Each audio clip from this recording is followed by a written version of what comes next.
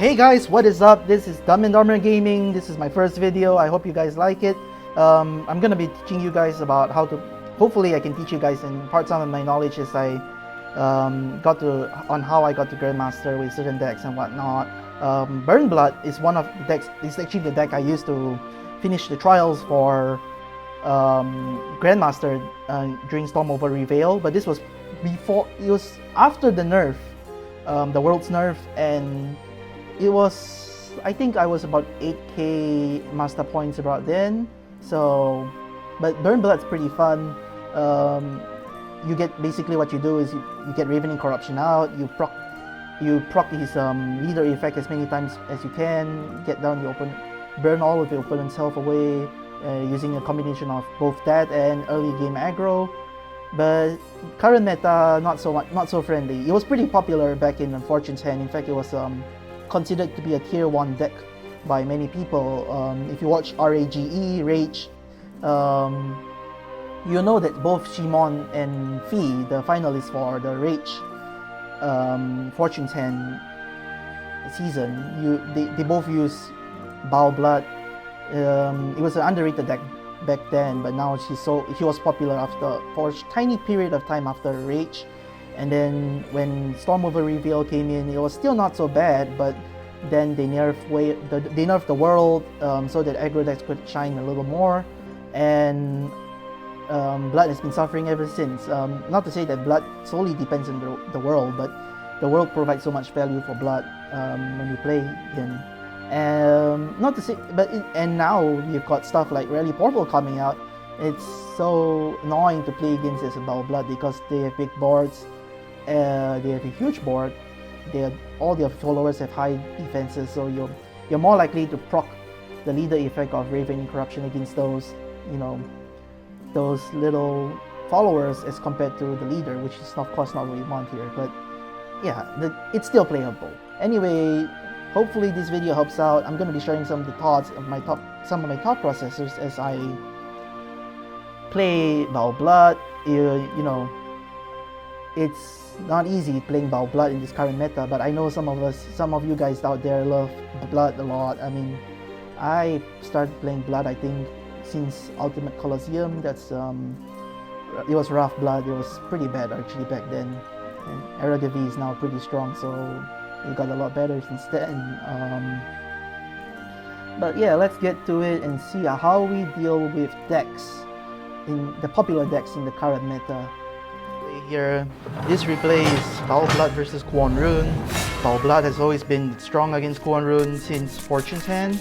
So if you ever get matched against Quan Rune going first, you should do pretty well. If you're going first, your priority is always to go aggressive against any Quan Rune deck. But if you're not going first, well, try. Just make sure you can still go aggressive because Quan Rune focuses on setting up in the early game. So you probably want followers like Vampiric Bloodbinder, Tyrant of Mayhem, or spells like Razorry Claw to go aggressive against your opponent. And if you have, well, you'll see later, but yeah, there it is. So you can actually play Ravening Corruption if you have 2 Ravening Corruptions in your hand, because it actually puts a lot of pressure on your opponent. So, but in this case, I decided to play Corrupted Bat because, you know, I want to get the Netherrealm Grade 3 out, and so I can start spamming the Creeping Madness and other stuff. And as you can see, there you go. So his the first followers that usually come out for Quan Rune is Chaos Wielder, or if they have Kyoka, they play Kyoka. So right now I can go aggressive. I can go even more aggressive against him. Ravening Corruption has leader's effect is on the field now, and I can put a huge amount of pressure. And he has 5 defense by the time I just evolve it, and he ends the game. That's pretty much the basics against Quan Rune, which is becoming really popular as of late. Okay, so this matchup here is between Baal Blood and Amulet Haven. I'm going second. As you can tell, Blood is not exactly the best deck to go against Haven. Haven's got a few things that Baal doesn't like. It has wards, it has healing, it has Yukari, which is the worst of them all. Yukari literally prevents you from dealing any damage to their boards and their leader. So if she gets a Union Burst off. So thankfully this is an Amulet Haven deck, so you only have to be careful of turn 4, because that's usually in turn 5 actually, because that's when both Selena and Sonia usually comes out.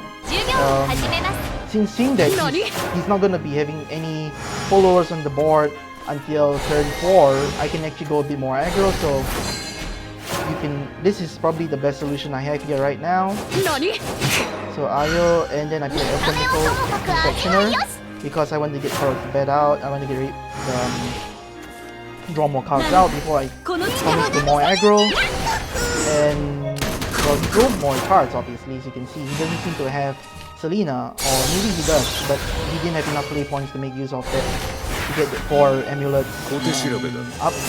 So seeing that he's only got Nature Meowscars on the field as his only follower in defense or aggro, I just evolve Ayo and kill off the Meowscars. But you have to be careful when turn 4 and turn 5 starts coming around, because that's literally the peak of the when it comes to playing with Haven. So that's when usually their big followers all comes out, and they'll have access to Haven Fire, which actually clears out your board as well. So now you can play Raven Corruption. It's a lot safer to play. Pretty good idea to play Raven Corruption here. Get in more aggro against the leaders. And have Raven Corruption kill off, of course, any followers on the board that can deal damage to your leader, or to get rid of any threats that will deal destroy your board in terms of aggro. And thankfully for him, thankfully for me here, I think he doesn't have World. He was committed on playing Prince of Darkness.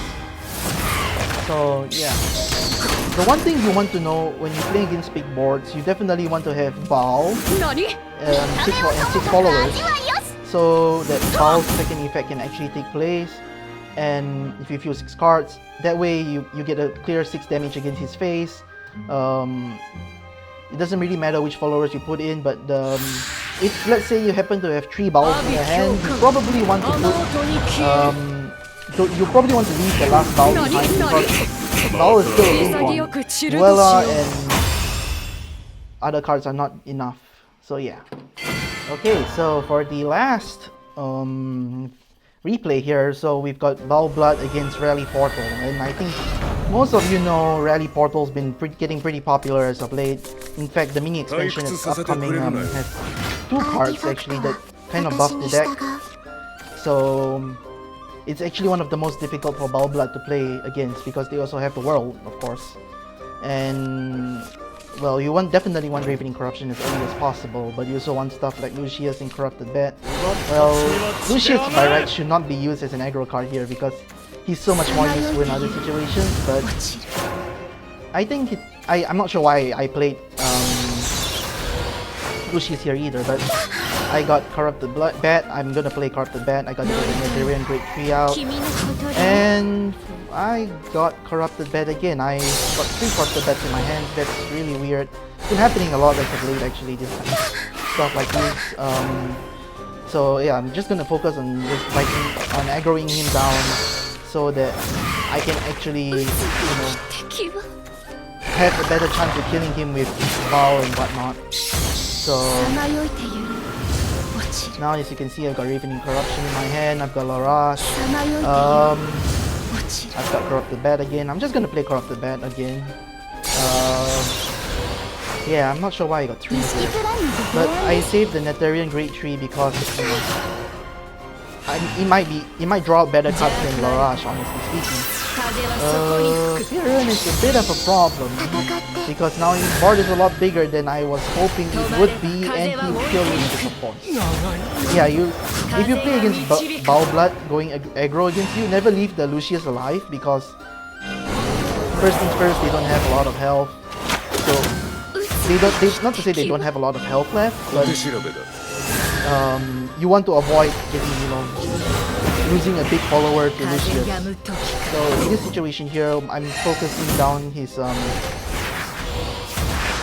what's the name again? Elganil, because this is actually by far the biggest problem that Rally Portal faces, is basically a non-stop respawning legendary card that can give 3 really big followers, and you combine that with when Fearing comes in, that's actually a very big problem. I've lost quite a number of times to Rally Portal using Baal Blood because of that. Thankfully, the one great thing I learned about Baal Blood against Ilganil is that, yeah, so every instance of damage you deal is only 1. So no matter how much they try, Ilganil, as you're about to see here, it doesn't get 1, 3 stats, but rather it's just 1, 2, 1, 2, because, you know, it's just 1 instance of damage. Ilganil only gets defense based on how much defense she had before she died. So in this case here, I really could not. I really wanted to get rid of the Garnet Waltz in my hand as well, but I didn't have enough. So the best play here would probably be play Baal here and kill off whatever I can find in the field. But somehow that puppet guy remains alive, and I'm not too happy about it. I'm thinking that we'll take what we can get. And now we have a bit of a problem. We've got 8 health and ice came out. This is usually when they reach their peak. You don't want to play against them when ice is out. That's 4 giant followers on the board. Thankfully my health is pretty low. Iron of Magnus deals 2, and I have got 2 Garnet Waltz, so we can just kill him off with that. And that's GG. So yeah.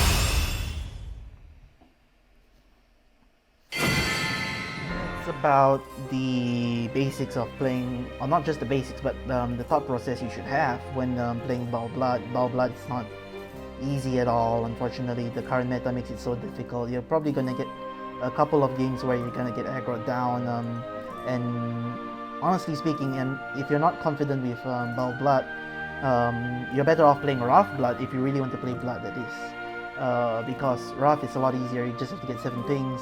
Or it's not as easy if you're going to be playing against an aggro deck, I suppose, but at the very least with 7 pings you can actually just play as you want after that.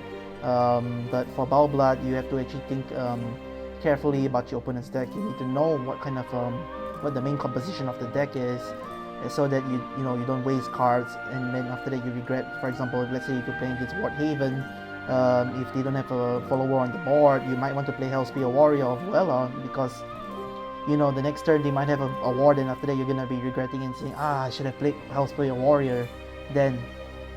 It's happened to me quite a number of times, and I hope you guys don't actually get to experience it. The new upcoming mini expansion for Storm Over Reveal isn't that great for Blood. The new amulet,